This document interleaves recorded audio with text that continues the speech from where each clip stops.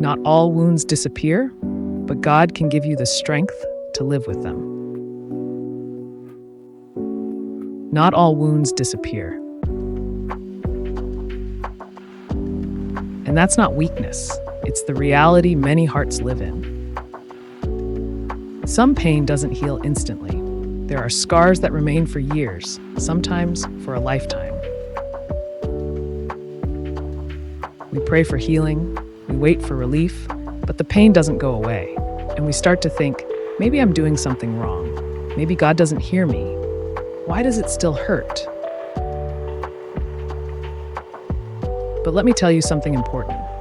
Pain doesn't always mean defeat, and what remains unhealed doesn't mean it's been forgotten.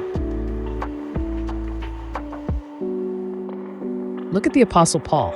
He prayed to God 3 times for the thorn in his flesh to be taken away. But God answered, "My grace is sufficient for you, for my power is made perfect in weakness." 2 Corinthians 12:9. God didn't heal, but he gave the strength to carry it. Sometimes God doesn't change the situation, because through that situation, he's changing you. Maybe your heart is still bleeding, but God does not ignore that. The Lord is close to the brokenhearted and saves those who are crushed in spirit. Psalm 34.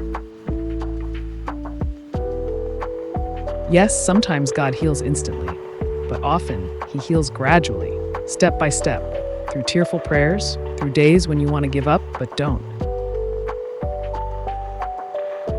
God may leave the wound, not as a curse, but as a place where his power is seen most clearly.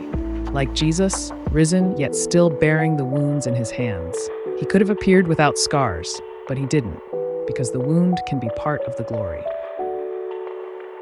So if you're in pain, don't be ashamed of it.